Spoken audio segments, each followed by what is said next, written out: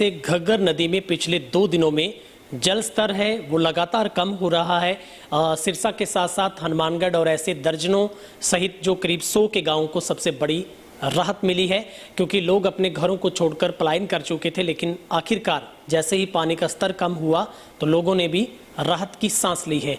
लेकिन सबसे बड़ी बात है कि बीते ही दिन में एक ही दिन में O2 हेड पर सत्ता पक्ष विपक्ष के तमाम नेताओं ने एक ही दिन में O2 पर विजिट करके यहाँ के लोगों का दुख जान लिया। लेकिन ऐसे में अभय सिंह चौटाला एक इकलौते ऐसे नेता हैं INLD के जिन्होंने लगातार हर बांध पर जाकर लोगों के बीच में उन्होंने दुख दर्द को बढ़ाने का काम किया है, वहां पर फौरी तौर पर राहत पहुंचाने का काम किया है। और विशेष तौर पर 2010 की बाढ़ से प्रभावित गांव बनी कि सरपंच नैना झोड़ ने अपनी पूरी टीम के साथ लोगों के साथ मिलकर इस आपदा के दौर में लगातार कन्विंस बैठाते हुए इस आपदा को एक तरीके से निपटाने का काम किया है। अब मुश्किलें कम हुई है। हमारे साथ बातचीत के लिए खुद नैना झोड़ जी हैं, क्योंकि एक वीडियो भी वायरल हो रहा है जो कि वो डिप्टी CM के साथ बातचीत कर रहे हैं। असल में वो क्या बात थी, क्या पूरा मसला था और अब किस तरीके की स्थिति है, किस तरीके का माहौल गांव में है। मैम एक बार फिर से पुनः आपका तेज रहना पर बहुत बहुत स्वागत है। धन्यवाद।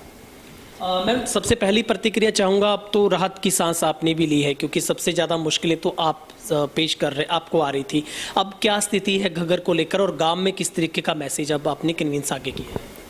अब तो खतरा टल चुका है, हमने बड़ी लड़ाई लड़ ली है, एक समझो एक जंग जीत ली है, लेकिन फिर भी 1 महीने तक अलर्ट रहना होगा, क्योंकि पीछे मानसून का सीजन है, बारिश आ सकती है, इस बात को हम नकार नहीं सकते। तो अभी थोड़ा अलर्ट रहना होगा। जो हमें जो एकजुटता दिखाई है, वो एक टीम जो है वो बनी हुई है, उसी मजबूती से उसे बनाए रखना है। तो अभी मैम जो आपके गांव से लोग, जैसे कुछ मोहल्ले थे ऐसे जो नीचे लो लाइन में पड़ते हैं, तो क्या वो लोग भी दोबारा से शिफ्ट हो रहे हैं? आप उनके साथ कोई बातचीत हो पाई है, उन लोगों तक कोई राहत पहुंच पाई है? अभी तो लोगों ने सिर्फ अपना कीमती सामान रखा है, लोग वापस आ गए हैं, लोग अपने घरों में आ गए, क्योंकि कीमती सामान जो है वो एकदम से नहीं उठा सकते, क्योंकि उनके पास व्हीकल नहीं होते। फिर जो बड़े जमींदार हैं वो तो अपना सामान उठाने की कोशिश करेंगे, और सरकार ने ऐसा कुछ कहा नहीं कि हम भेजेंगे कुछ ट्रक ट्रॉली या कुछ ट्रैक्टर ट्रॉली या ट्रक या मिनी ट्रक, कुछ भी ऐसा सरकार अगर बोल देते तो फिर तो हम भी गरीबों को आश्वासन दे सकते थे। हम अपने ऊपर अपने आप से कैसे दे सकते हैं? मैडम लगातार आप भी हर बांध पर दिन रात वहां पर खड़े रहे, क्या प्रशासन सरकार ने कोई आपको इस तरीके की मदद करने की कोशिश की या आपको पहुंचाई गई है जो आप मांग रहे थे कि बांधों के ऊपर लाइटिंग की व्यवस्था हो या फिर राहत सामग्री पहुंचाने की बात हो? आपकी बात सुनाई हुई है कहीं? 4 दिन मैंने लगातार और DC साहब से, SDM से रिक्वेस्ट करती रही, तब लाइट पहुंची, वो भी बनी में तो हमने थोड़ी सी दूर में हुई है, वो हमने खुद अपने दम पे की है। लाइट आधी अधूरी सी पहुंची है, कोई वैसे नहीं पहुंची, जो सर प्रशासन का कोई सहयोग नहीं है। सहयोग है आपस में, लोगों की कनेक्टिविटी बहुत ज़्यादा है। O2 हेड से लेके बनी तक लोगों में इतनी कनेक्टिविटी है, इतना भाईचारा है कि सब ने इतनी देख रेख की कि हम इतने बड़े खतरे से टल गए, क्योंकि 2010 से तो कहीं दुगना पानी था। मैडम अभी अभय सिंह चौटाला के साथ आप भी रहे, O2 से लेकर बनी तक उन्होंने हर बांध पर जाकर मुझे लगता है आधा घंटा वक्त भी लोगों के साथ बिताया।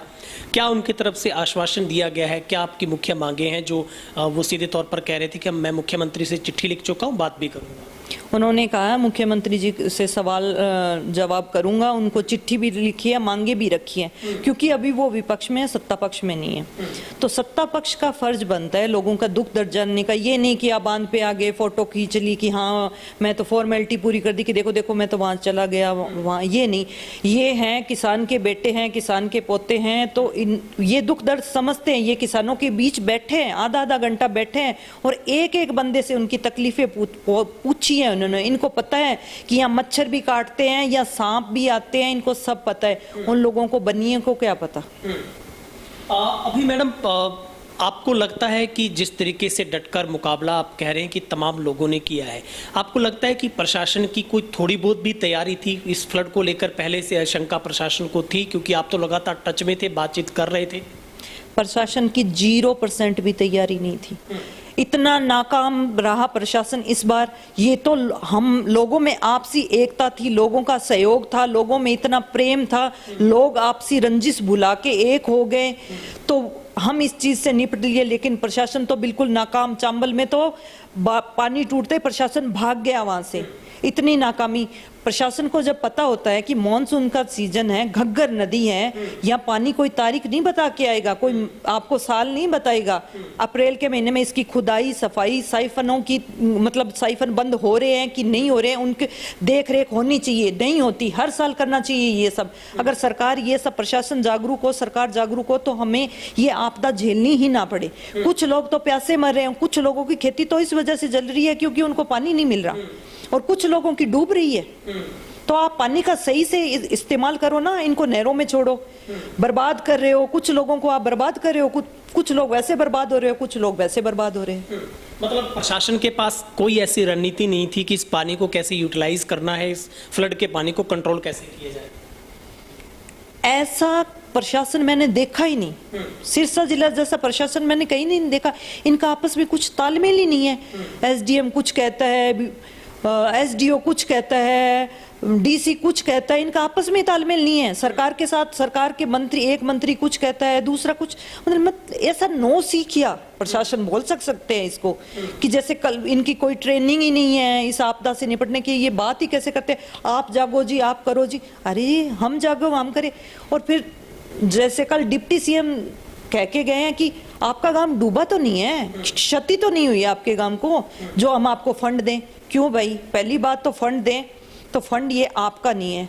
आप हर बात पे जनता से टैक्स लेते हैं। जो आप सरकार के पास पैसा है वो जनता का है, और जनता को जब जरूरत है तो जनता को दो। आपने नहीं कमाया है वो पैसा, वो आपकी कमाई का नहीं है, वो पैसा जनता है। एक माचिस की डिब्बी पे भी टैक्स लगता है, वो पैसा हमारा है। तो अब हमें जरूरत है, हमें चाहिए वो पैसा, हम देते हैं टैक्स आपको। ये मैडम कल वाला आपका वीडियो भी वायरल हुआ है, क्या असल में डिप्टी सीएम आपको कहाँ मिले थे और आपने उनके सामने क्या पेशकश रखी थी और उनका क्या जवाब था? उन्होंने ये कहा था कि आपके तो फ्लड आई तो नहीं, अगर आती तो हम देखते। वो मैं करीवाला बंदे पे जा रही थी और डिप्टी सीएम आ रहे थे, तो मैं रुक के, एक सरपंच होने के नाते मैं उनसे चली गई। और मैं एक गाँव की सरपंच हूँ, तो मेरा मतलब बनता भी है मैं उनसे सहायता मांगू। और वो अभी सत्ता में भी है, साझेदारी है उनकी, डिप्टी सीएम है वो, एक मतलब गरिमामयी पद पे हैं, एक बड़े पद पर हैं। तो वो कहते क्यों आपका गांव डूबा तो नहीं, तो क्या आप डुबोना चाहते हैं हमें? तो आपका तो मतलब ये है कि आप मरो तो हम कफन उड़ाएं आपको, जिंदा है तो कुछ नहीं, मरोगे तो कफन उठा देंगे। ये आप डुबोना चाहते, डुबोन आप ऐसा क्यों नहीं करते कि आप हमें डूबने ही ना दो, डूबने के बाद सहायता करोगे, उससे पहले आप हमें पहले ही कर दो ना सहायता, ताकि डूबे ही ना। जो गरीब लोग हैं, आपको क्या पता, आप तो राजकुमार हो, आप अपने दादाजी से पूछो, ओम प्रकाश जी चौटाला से पूछो, जिन्होंने खुद खेती की है, उन्होंने कैसे अपने बेटों को पाल पोस के बड़ा किया, खेती किया। आप तो सोने का चम्मच लेके पैदा हुए, आप तो एसी गाड़ी में बैठे हो, एसी कमरे में हो, ऐसी ऑफिस है। एक बार रात को एक बार ठीकरी पैरे पे आओ, वहाँ इतने बड़े बड़े मच्छर हैं, सांप भी आते हैं, क्योंकि सांपों के बिलों में पानी चला गया तो वो तो बेचारे बाहर आएंगे, वो भी एक कुदरती जीव हैं, वो भी बाहर आएंगे।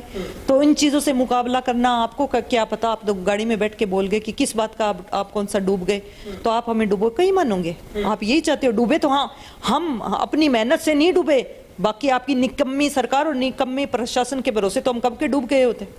तो आपने वहाँ पर कोई बातचीत भी की थी कि वहाँ पर आपने कहा था कि सरकार हमें मदद करे, तो उन्होंने कहा था कि डीजल हम आपको दे देंगे? हाँ, डीजल दे देंगे, डीजल का पैसा दे देंगे, आप हमें पर्ची बना के दे देना। वो ऐसे बोल रहे थे जैसे कोई भीख दे रहे हो। तो सरकार के पास जो पैसा है वो सरकार के पास पैसा किस लिए होता है? जनता की मदद के लिए होता है, और वो होता भी जनता का ही है, क्योंकि जनता टैक्स देती है हर चीज़ पे, छोटी सी सुई से लेके, और वो आपको हर बड़ी चीज़ पे टैक्स देती है। तो वो जनता का पैसा है, आप एहसान नहीं कर रहे हो, आप भीख नहीं दे रहे हो हमें। और हमने आपको वोट दिया है, आज आप जिस पोस्ट पे हो वो हमारी वजह से हो, जनता की वजह से हो। और जो पैसा सरकार के पास है, जो फंड हम मांग रहे हैं, हम अपना फंड मांग रहे हैं, क्योंकि हम आपको टैक्स देते हैं। मैडम, आपको नहीं लगता कि जब भी चाहे वो 88-98 की बात हो या फिर माफ़ करना 93 और 2010 की बात हो, डिप्टी सीएम और यहाँ पर की सीएम भी O2 पर आए, क्या उनको एक बार भी ये सोचना नहीं चाहिए था कि सबसे ज़्यादा डर तो इफेक्टेड गांव 2010 में बनी है? बनी गांव का दौरा करते ये मुख्यमंत्री डिप्टी सीएम आकर और यहाँ के लोगों की सलाह, आपकी सलाह लेते और उस बांध को मजबूत करते, ताकि ये डर आगे फ्यूचर में कभी ना रहता। हाँ जी, ये तो उनका फर्ज ही बनता है, ये तो फर्ज बनता ही है एक सीएम का, क्योंकि ये बॉर्डर पे गांव है और 18,000 का रकबा है इस गांव का और 14-15 हजार के लगभग आबादी, और गरीब लोग बहुत है इसमें, 10,000 के करीब गरीब लोग हैं। क्या कोई डीसी ने, किसी कैबिनेट मिनिस्टर ने आए यहाँ पर आपको देखने के लिए? डीसी साहब तो 15 दिन पहले 2 मिनट रुक के चले गए, उसके बाद उन्होंने कभी दर्शन ही नहीं दिए। उन्होंने तो बनी गांव की कभी सुध ही नहीं ली। सबसे लास्ट का गांव है, आखिर का गांव है, बॉर्डर पे है। ये तो भला हो राजस्थान वालों का कि उन्होंने वो राजकनाल में 5,000 क्यूसेक पानी डाल दिया, और ये वरना मुश्किल होती। वो तो है हमारे गांव के युवा, हमारे गांव के युवा वर्ग, हमारे युवा वर्ग हो चाहे प्रौढ़ हो चाहे कोई भी हो, हर वर्ग ने हमारा साथ दिया है, हर तबके ने, हर जाति ने। ये तो भगवान ने या जिसको भी हम मानते हैं, अल्लाह गॉड वाहिगुरु, जिसने भी हमारी सुनी है कि खतरा टल गया, नहीं तो पानी तो तिगनी रफ्तार से आना था, 2010 से तिगना आना था। हमने सुना है कि मैडम आप डेरा के सामने भी आपने पेशकश रखी थी और वो लोग भी आपके साथ उस बांध को मजबूत करने के लिए पहुंचे थे, क्योंकि आपको पहले से अंदेशा था कि फिरोजाबाद से कहीं ना कोई गड़बड़ ना हो जाए। हाँ जी, मैं डेरे पे गई थी और डेरा सच्चा सौदा ने मेरी बहुत मदद करी। मैं इस बात के लिए उनका धन्यवाद करती हूँ कि उन्होंने इमीडिएटली मदद पहुँचाई वहाँ पे, मेरे एक कहने पे, एक बुलावे पे उन्होंने बहुत मदद करी। मैडम, हालांकि आप कह रहे हैं कि खतरा जरूर टला, लेकिन हम अलर्ट हैं। मेरा आखिरी सवाल है, क्या इस सेशन के बाद जैसे ही फ्लड का दौर गुजर जाएगा, नदी